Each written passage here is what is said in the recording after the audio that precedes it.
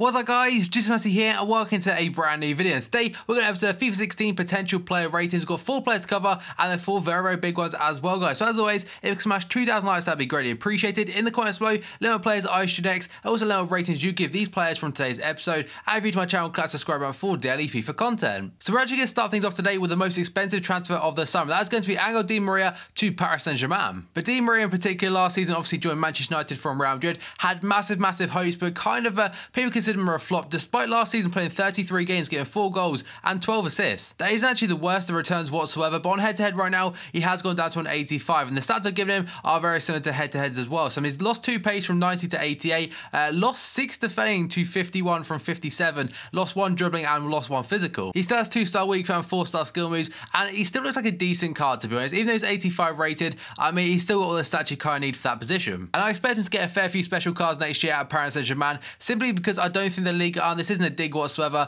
but I don't think it's anywhere near the standard of the BPL and the Liga BVA. He showed very few glimpses at Manchester United of his Real Madrid days, but I imagine he'll definitely get into his old rhythm and stuff at Paris Saint-Germain, and he definitely can see some of the best of him again next season. But the second player today is going to be ALEXIS SANCHEZ, and he's a player that I rate very highly, and I think on FIFA he's actually very underrated. So he started off as an 84 rated card on FIFA 15 and got an upgrade to an 85. And in his debut season for Arsenal last season, played 52 games, getting 25 goals and 12 assists. That's an absolute phenomenal return right there, especially given that he was a right midfielder for a majority of it. And I've upped him to an 87. And I may have actually been a little bit too generous with the actual stat upgrades I've given him. I've given him +1 pace, +2 shooting, +3 passing, +1 dribbling, +4 defending and +2 physical, 3-star weak foot and 4-star skill moves. Again though, I've given him an 87, but I think he'll most likely be an 86 because I mean at the moment I think there's too much of a gap between him and Hazard. I know Hazard won Player of the Year and stuff, but this guy was very close. I actually asked on Twitter as well to see what people thought, and people seem to agree over 86 or 87. Now that seems to be the most obvious one,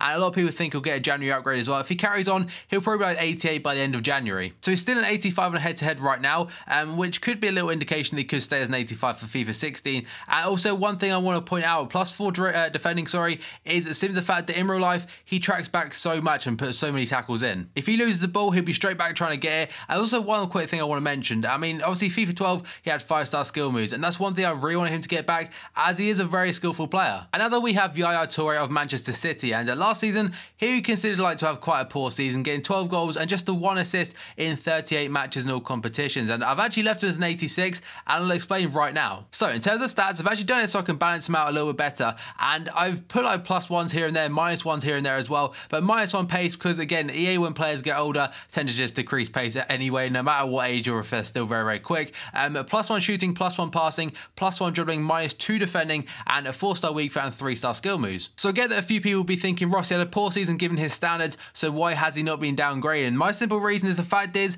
on FIFA 15, he should have probably been like an 87 or maybe an 88 anyway. He's an 85 right now on head-to-head like I mentioned, and also I think he's rated too low in the first place from FIFA 15 like I said before as well. I mean, he's better than an 85 rated player now, so he has technically, I've given him technically a downgrade because I think he should be like an 87 or an 88, but I think 86 is probably fair. So the reasons for these changes in shooting, I've put that up because his free kick accuracy should be higher than 85. I mean, he didn't score many last season, but he still knows how to get that technique right and everything like that. Defending down because of laziness, again, that's probably more to do with work rate. It's pace because of his age, and that's kind of EA's type of thing. It's passing because he only got 1 assist. Again, I actually put his passing up by 1, but he still in general has a great range of passing. And again though, it's a poor season by his standards, and last night against West Brom, for example, he showed that he's definitely still that type of player. I mean, last year, it was kind of an off year, but he's definitely still got it in his locker. And finally, we have got Robben, the Dutch wizard from Bayern Munich. I've actually kept him a 90 rated card. His FIFA 15 card was one of the best in the game, especially if you played it as a striker on